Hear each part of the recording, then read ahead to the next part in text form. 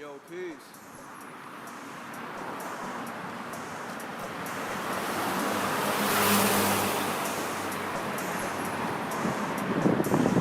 This is the Department of Transportation on Avenue 19.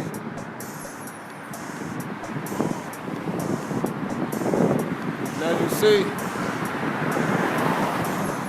you got graffiti going all the way up to the roof. You know what I mean?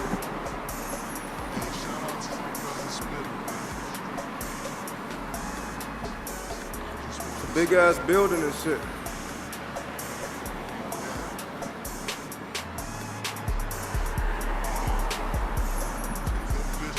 Now those who was in the know, they were strategic enough to do their pieces in certain locations because they knew the city would be bullshitting, tearing the shit down, so it'd be up for years. It takes a certain mind to do shit like that. To know what places to hit and what places not to hit.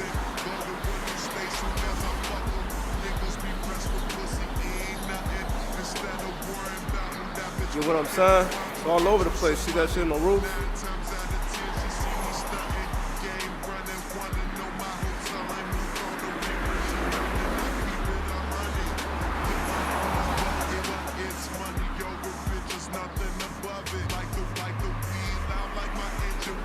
Know what I mean? I'm gonna show y'all all this shit.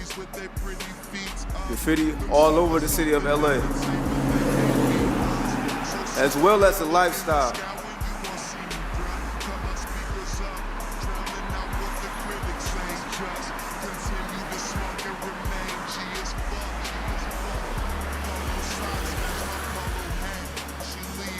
LA also has the largest population of homeless people. To the point where you can't go nowhere in the city without seeing them. You get what I'm saying?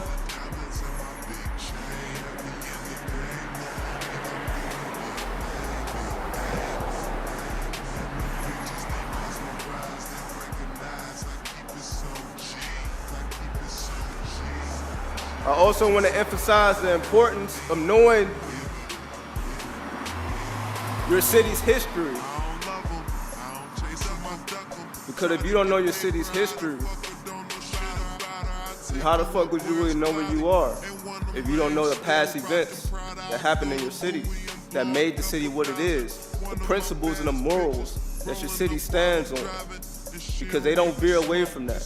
No matter what year it's gonna become, they always stick with the source. So whatever the initial idea was when the city was being manifested, they hold strong to those principles. Especially if you're in a position of law, you're in a position of government, it's your duty, it's your job to uphold certain morals and standards that were set in place by the ones who created the city.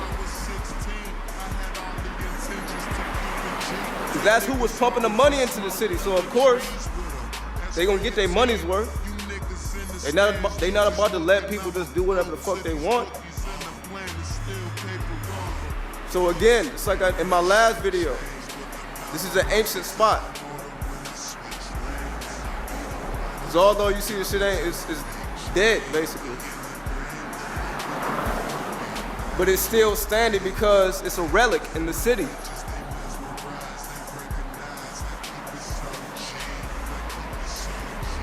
Whether it's graffiti or just the city's history, period.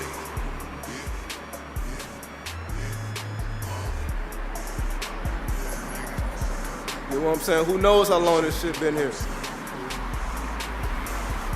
See, places like libraries, you know what I mean, parks, all places where they outlast time, where they're not going anywhere, so it don't matter if it's 100 years later, 200 years later, they're gonna still be around.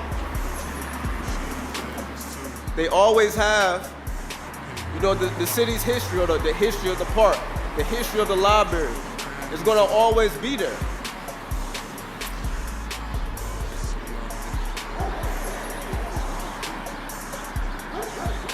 So knowing your city's history It's just as important to know the history of hip-hop, whatever your culture is. Because if it's happening within your city, but you have no knowledge of the past events that happened, you wouldn't even begin to understand why motherfuckers even go to these extremes. You're not gonna understand why motherfuckers are going to these extremes if you don't know the city's history and the type of wars they had to fight. It's just like hip-hop, like I always say, hip-hop wasn't always cool. And it's still not to a certain extent. You know what I'm saying? Motherfuckers had to fight to hold their position. You know what I mean? CDs was getting stumped out on the streets. Hip-hop wasn't always cool as it was now. And I just want to make that point. And just because it's cool now, 2015, you take it back to the 80s, wasn't that cool. You know what I mean? Just check out people like Ice-T who made Cop Killer and the type of shit he had to go through. Motherfuckers like Too Short, Tupac. You know what I mean? The shit wasn't always cool. So we don't realize how much they had to fight to even keep this shit around. Because if you know their struggles, you will understand why they go to these extremes. Because as I showed you in the last video, they doing all they can to cover up certain parts of graffiti.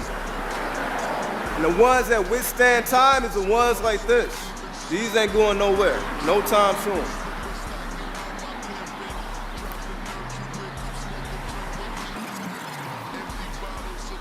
And to those who don't really understand graffiti, it takes years to even get to this level.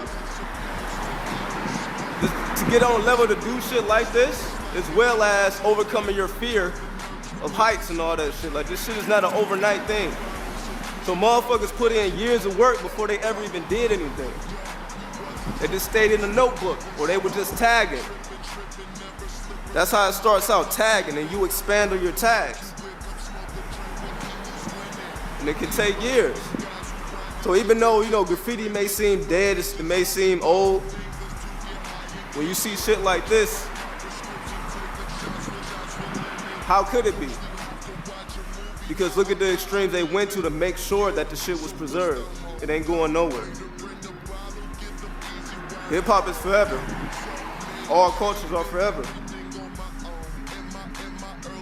So this is for all the youngins who's just getting into hip-hop, who may not have an understanding of the old school and how this shit started. Do your research, do your history, and understand the struggle. Because just because hip-hop don't have the same struggles it did in the 80s, early 90s, it don't mean that it don't matter. You get what I'm saying?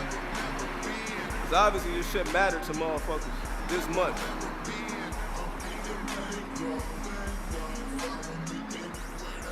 That's what it is.